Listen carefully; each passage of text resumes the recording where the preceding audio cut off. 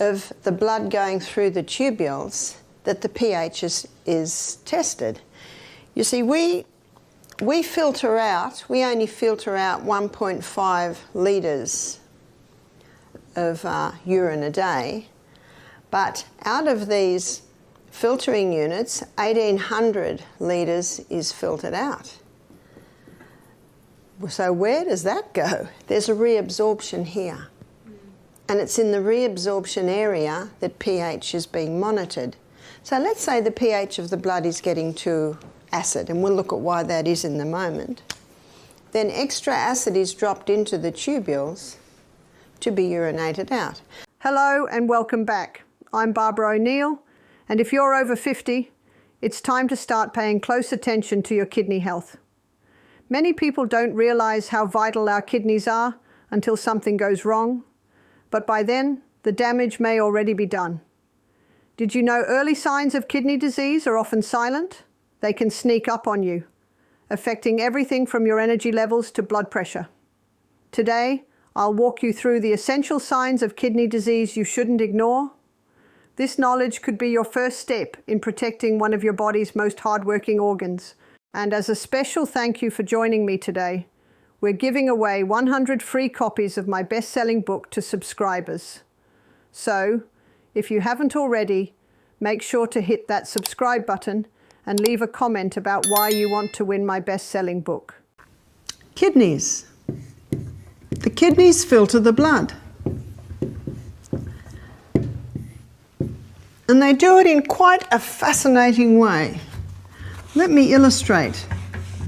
Our kidneys are made up of lots of little filtering units called nephrons, and our kidney is as big as our fist. So my 6'6" brother-in-law has a bigger fist than mine, and my little granddaughter Saffron Pearl, who is 3, she has a smaller fist than me. How important to teach children about the house they live in, which is this body. Surely the most neglected form of education. So our kidney is as big as our fist. It actually sits a little below our ribs, and each kidney has 1 million filtering units. Let me draw one of the filtering units. That's the filtering unit, and these are the tubules that the filtrate travels along before it gets down to the bladder and then of course is urinated out. So the blood goes in, it weaves around the filtering units, and then it weaves around the tubules. In a 24-hour period, 1,800 litres of blood is filtered. We don't have that much blood. No, we don't. But every 2 minutes, 1.2 litres goes through the little filtering unit.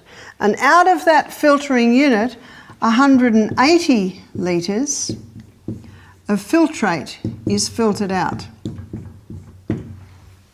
But we don't urinate out 180 litres. We only urinate out approximately 1.5 litres in a 24-hour period. So what happens to the other 160 litres? They're reabsorbed here. So there's a reabsorption area, and later in the week I'll show you that in that reabsorption area our blood pressure is balanced or monitored, salt and water balances in the body is monitored, and also pH is monitored.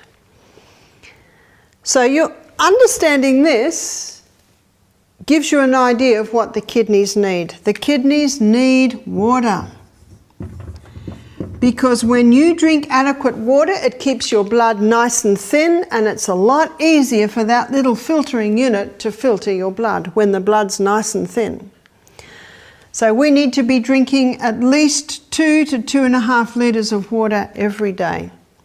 The second one is warm. The kidneys need to be warm. Let me show you. Here is the kidney. And these little filtering units are all on the edge. And these tubules here basically weave down like this. And then into the ureter, which is into the bladder, and there's the ureter from the other kidney, and then urinated out. considering this, you can imagine if this back area of the human body gets cold, then not a lot of blood will go into that area. You see, we're warm-blooded creatures, and where there's no blood, there's no warmth. And if someone has cold hands and you look at them, their hands will be quite white. But if they clap their hands and rub their hands together, the hands become pink, and now they're warm. Do you know why they're warm? Because they've got blood in them. So it is the blood that causes the warmth. So let's say, and it has been a common fashion over many years, to have the midriff area bare. And that's all right on a day like today. And it's all right in the middle of summer in Cairns. But when I lived in Melbourne a few years ago, in the winter you would see young girls with bare midriffs. What happens is the blood's not getting in there because it's so cold. And so what's happening is the blood's not getting filtered. And so waste starts to build up in the blood, and who's going to clean up the waste? Your own microorganisms evolve into the cleanup team. And then the girl goes to the doctor because she's discovered she's got a urinary tract infection. Hopefully that doctor says to her, how much water are you drinking? You've got to keep those kidney warms. Are you exercising? Have you stopped the coffee? Have you stopped the Coca-Cola? But I've got a friend, she's a doctor, and if she says that, you know what the girl will do? She'll get up, leave her surgery and find someone who'll just give her a course of antibiotics. No, she's got to keep those antibiotics when she really needs them. Urinary tract infections are quite easily fixed. You've got to look at what causes them, start to drink more water. But this is continuing. And so the brain says, the kidneys are having a problem. They're not able to filter the blood because they're so cold. Let's insulate the kidney. And what does the body insulate the kidneys with? Now remember, we don't have fur and we don't have feathers. We have fat. And so the fat cells are built up there to insulate the kidney. This is the belt. I think it's called muffin top. Do you find that today? Many young girls, they've got thin arms, thin legs, but they've got this weight around the torso area. And a lot of it has to do with the poor old kidneys are constantly cold. We had a girl work with us for a while who'd lived in Nepal for 2 years. She said, do you know the Nepalese women bind fur strips around their kidney area because they know the importance of keeping the kidneys warm. There's an old proverb, it's Proverbs 14 verse 6, it says, knowledge is easy to him that understands. And that's why I tell you this, because when you understand where the kidney is, how it works, you automatically have the knowledge on how to treat it and what to give it. So that will give you an understanding of why it is so important to keep the kidneys warm. Kidney health requires more than just staying warm and hydrated. A well-rounded diet is key. Our kidneys filter blood waste, regulate electrolytes, manage blood pressure, and produce hormones essential for bone health and red blood cell formation. To support these functions, it's vital to consume a diet rich in fruits, vegetables, whole grains, and lean proteins. Too much sodium, often found in processed foods, can raise blood pressure, putting stress on the kidneys and possibly leading to damage. Similarly, diets high in sugar and unhealthy fats can lead to obesity and diabetes, both significant risks for kidney disease. It's also important to use caution with over-the-counter pain relievers, especially NSAIDs, as frequent or high doses may harm kidney health. For those with diabetes, hypertension, or a family history of kidney problems, regular checkups with a healthcare provider are essential to monitor kidney function and prevent complications. Many men in their 50s and 60s find they have to go to the toilet urinary-wise maybe 3 or 4 times a night. Now that is indicative of an inflamed prostate. You see, the prostate gland is like about the size of a small walnut, and the urinary tubes go through the prostate. So if the prostate's inflamed, it can squeeze off the urinary flow. So an inflamed prostate can be helped by a herb called saw pimento. Saw pimento reduces inflammation of the prostate gland. Also stinging nettle tea can be drunk, and small willow leaf. They are probably the three main herbs that are known to help with the prostate. Also with the prostate, it's often inflamed because of high testosterone, and high testosterone is often the result of high estrogen. And so that's where the Anna's wild yam cream or a wild yam cream can help in getting the estrogen down. What a man does is he applies the cream twice a day, every day, and ideally probably about a year. It can be many years in causing this imbalance in hormones. The good news is it won't take many years to balance, but it might take about a year. What about if a young man is finding this urinary frequency? It could be an irritation, and the most common irritation is the inflammation of the prostate. Now, what can cause inflammation in the prostate is lack of zinc. So whether it's because of prostate cancer or inflammation, it's important to take zinc. I have to talk about another area now that may contribute. Every time a man ejaculates in the sexual act, he totally depletes his zinc supplies. So if a man is masturbating, or if a man is looking at pornography and overdoing that area, he can suffer a dramatic depletion in zinc. And that depletion in zinc means that his testosterone levels can go too high, because it is zinc that keeps that under control. So how do we get zinc? With a man in this situation, he needs to be taking a supplement of zinc, and the recommended daily allowance he will read on the container. But the foods that are high in zinc are pumpkin seeds, sesame seeds, sunflower seeds. A lot of grains have zinc, but it's only released with long, slow cooking. So with your whole grains like your millet, your brown rice, your quinoa, they're best done in a slow cooker overnight. But there's something else that will cause a release of the zinc in the grains, and that is the culturing of the sourdough bread. Traditionally in Germany, for thousands of years, the sourdough bread has been used. I look forward to coming to Germany to taste your sourdough breads, and I certainly have tasted some delicious ones. A sourdough bread, a sour isn't really the correct term. It's a cultured bread, and it should not be heavy and sour. There might be a light sour. I actually think it's more of a sweet taste in a good sourdough bread.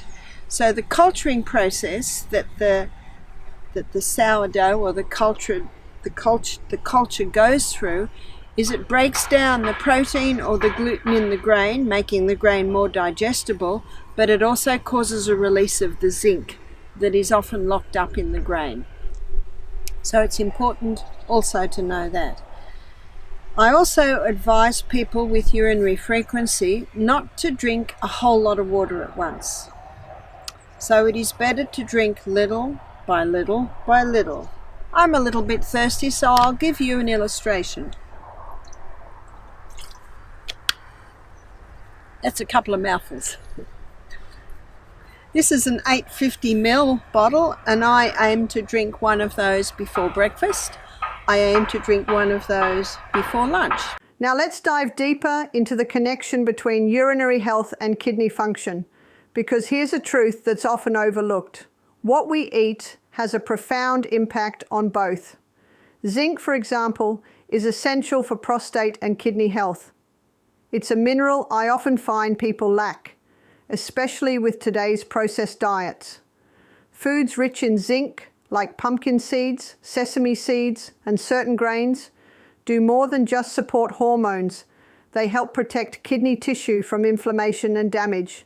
And let me tell you, there's no quick fix here. This isn't just about staying hydrated. It's about getting real nutrition. Whole grains, cooked slow and low, release zinc that's often trapped inside, but most people rush through meals or rely on fast food, missing this benefit entirely. Supplements can help, but food is where we begin. We've been deceived into thinking one pill can cover it, but it's the gradual, consistent intake of these nutrient-rich foods that truly supports long-term kidney health. So that will give you an understanding of why it is so important to keep the kidneys warm. Exercise. Often called the forgotten remedy, isn't it? Exercise is very important for the kidneys because when you exercise, you increase the circulation of the blood all through the body and absolutely to these little filtering units. So when you exercise, it enables the kidneys to filter the little units much more effectively. Exercise does something else too. See, every time you walk, just picture your kidneys. Every step that you take, your kidneys are being strengthened and toned to perform their work. The fourth organ of elimination is the colon. Only microscopic waste can come out via your skin, via your lungs, and via your kidneys. The largest pieces of waste is eliminated via the colon. Now let's look at the signs that your kidneys might be struggling. Recognizing these early can make a world of difference. If you're experiencing persistent fatigue, swelling in the legs or ankles, or changes in urination like foamy or darker urine, these can all be subtle warnings. Many people brush off these symptoms, but they're often the kidneys signaling for support. With the right foods, like parsley, celery, and ginger, and incorporating regular movement, you're giving your kidneys the best tools to keep functioning well. But here's the key. Don't wait for symptoms to become severe. Actively prevent kidney strain with daily exercise and these natural anti-inflammatory foods to maintain good kidney health. Long-term kidney care isn't about masking issues.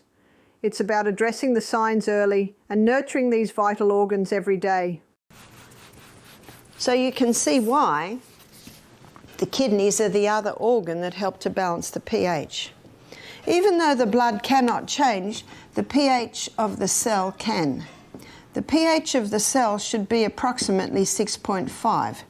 That's very slightly acid, and there is a reason for that. The most acidic substance is sulfuric acid, and sulfuric acid travels at the speed of light. The most alkaline mineral is calcium, and on the scale of speed, calcium doesn't even move. The hydroponic gardener, he's always testing the pH of the water that his plants grow in, because if the water goes too acid, the roots burn.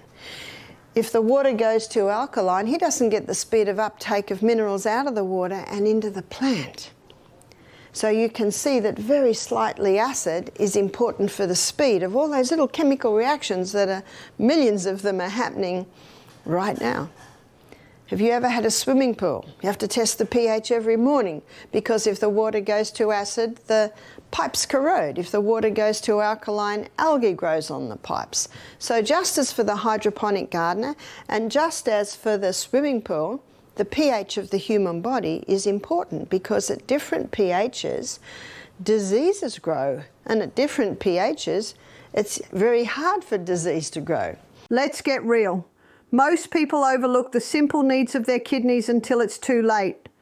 Keeping our kidneys warm is essential, yet how often do we ignore this? I've seen young women walking around with bare midriffs, unaware that the kidneys sitting just below the ribs are exposed and under stress. Cold kidneys can't filter blood effectively, leading to waste buildup and eventually fat deposits around the abdomen as insulation. Now consider diet. Foods like parsley, celery, and ginger are powerful kidney supporters, helping reduce inflammation and aid filtration. Just like hydration, these foods promote blood flow, making filtration smoother. And yet, we're told to just stay hydrated, as if water alone is enough. It's time to start recognizing the kidneys as high-maintenance organs, ones that need warmth and nutrient-rich natural foods to prevent disease. Keeping kidneys healthy isn't about quick fixes. It's about restoring lost wisdom.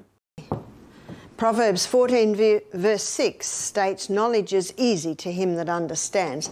Let's go to the smallest unit in the kidney, which is a little nephron. It's a little filtering unit. It's called the Bowman's capsule, and out of the Bowman's capsule the filtrate comes out. And then the filtrate weaves around these tubules and is eliminated via the bladder. So what happens with these little filtering units is the blood comes in, weaves around the filtering units, and then the blood weaves around the tubules. So let me show you where in the kidneys are these little filtering units. So the medulla is the middle part, the cortex is the outside, and all the little filtering units basically sit on the outside, and then the tubules weave down like this, then into the ureter, into the bladder, and out via the urethra comes the urine. So why am I talking about the kidneys with pH? Let's say the pH of the blood is getting too acid. Well, it's in this area of the blood going through the tubules that the pH is tested. You see, we only filter out 1.5 litres of urine a day, but out of these filtering units, 1,800 litres is filtered out. So where does that go? There's a reabsorption here. And it's in the reabsorption area that pH is being monitored. So let's say the pH of the blood is getting too acid, and we'll look at why that is in a moment. Then extra acid is dropped into the tubules to be urinated out. But let's say the pH of the blood is going too alkaline. Well, it is here that extra acid is pulled back out of the tubules and into the blood. So that is how the kidneys are constantly monitoring and balancing, if necessary, the pH of the blood. Let me give you a story to illustrate. We had a lady, she was coming to do our program, this is a few years ago now. She rang up Saturday night and she said, "I'm very worried about coming to your retreat." I said, "Why is that?" She said, "Well, I'm about to go on dialysis. I'm 57. My legs are swollen, and I'm worried if when I come to your retreat and go through the detox, I'll get worse. Do you have a doctor there?" I said, "We don't, but we will keep a close eye on you. We can adjust as we go, and there is a hospital an hour away if you need that." And if someone would say to my husband, "Do you have a doctor there at your retreat?" you know what his answer is? "No, and we don't want one." You see, we're not doctors. We're just lifestyle coaches, teaching people how to be their own doctors. Yes, go to your doctor. Yes, go to your specialist and see what he says. And what can you do with his advice? You can take it or leave it. That's why God's given us this sound mind to consider these things. I said, we'll closely monitor you. The lady who rang me Saturday night, she said, "Oh, all right." Never had anyone come reluctantly to our health retreat before. I found out why later. Her mother and her sister had paid for her and were pushing her to go. So she came. Early that morning, I was praying. I said, "Father in heaven, what do I do with this lady? She's about to go on dialysis." And then God put into my mind a few things. Remember that early morning? My celery was going to seed. Did you know that celery is an excellent kidney herb? My parsley was going to seed. Did you know that parsley is an excellent kidney herb? Couch grass is all through my yard and trying to get into my garden. I'm always pulling it out. Another kidney herb.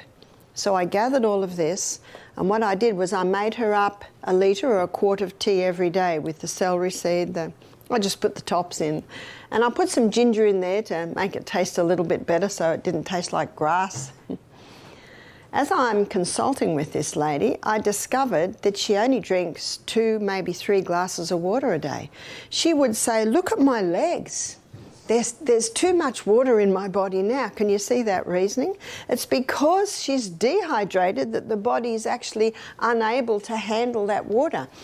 So what happens in this reabsorption here is not only pH is balanced, but so is sodium and water levels in the body. So when that goes down, can you see why the legs swell? Her blood pressure was high. Blood pressure is also monitored here. She was having 3 cups of coffee a day. She's a nurse, and nurses drink a lot of coffee as a rule. Coffee dehydrates you even more. I discovered she had a gluten intolerance. And because she was a nurse eating a lot of fast food, with lots of cookies and sandwiches on the run, she also had a hormonal imbalance. She said to me, I will not be able to walk with the guests in the morning. I said, that's right, not with those legs. But what I'd like you to do is I'd like to get on the little rebounder for 1 minute every hour, just doing this, just this. That's called the health bounce. Anyone can do that. And that will stimulate the lymphatic system to start dispersing the fluid in the legs. I said, I want you to drink 1 litre of water a day and 1 litre of this tea.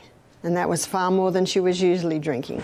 But I said, you are never to drink a whole glass at once. You have to drink it little by little by little by little. And the kidneys can cope a lot better with that. So Monday morning, she did not walk with the guests. Tuesday morning, she walked with the guests. Her legs had gone down by half. She was so excited. She hadn't seen them like that for weeks. She was a very happy lady when she went home. We wrote a program for her to continue. She emailed me 3 months later. She said, I don't have to go on dialysis. Isn't that incredible? I was talking to a nurse. She said, I've never heard such a thing. Who healed her? The body. Nature alone is the effective healer. And how much better can it perform its task when given the right conditions? She said, I've had a liver function test, and my liver function, the test is the best it's been for years. She said, my inflammatory markers have come back to normal. She said, I feel better than I have felt for 10 years. I'm going back to full-time work. I've lost 10 kilos. That would be 20 pounds in weight. This is in 3 months. She was an excited lady. In fact, her mother and her sister say that she thanks them every day. But when she was coming in the first day, she was not thanking them. She was saying, why have I done this? So simple, and yet often bypassed. So you can see that the kidneys not only filter the blood, they play an important role in what's called homeostasis, in balancing the body, in balancing the pH, in balancing the sodium and water balance in the body, in balancing blood pressure. I don't think you'll ever look at your kidneys the same again, will you? Let me share something rarely discussed. The kidneys are much more than just filters. They're dynamic regulators of our entire system, constantly balancing pH, sodium, water, and even blood pressure. But here's what they desperately need: hydration and real, unprocessed nutrition. Take celery and parsley, for instance. These humble plants are powerful kidney allies, supporting filtration and reducing inflammation. And here's a truth that might shock you. If you're not getting enough water, your body holds onto every drop, causing swelling and high blood pressure. This is often misinterpreted as needing less water, but it's the opposite. Slowly sipping water throughout the day allows your kidneys to absorb it better. When I treated a patient facing dialysis, simple changes, hydrating wisely, consuming kidney-supporting teas, and avoiding dehydrating foods, reversed her condition. Kidney health isn't complicated. It's about respecting the body's needs, not masking them with quick fixes. As we wrap up, remember, your kidneys are vital, and taking care of them is simpler than you might think. Just a few daily habits can make all the difference. Start with warmth, hydration, and nutrient-rich foods to keep your kidneys strong. If this information has helped, don't forget to like, share, and leave a comment with your thoughts. And if you're looking for more tips on natural health, subscribe to stay connected. Together, let's keep learning and caring for our bodies naturally.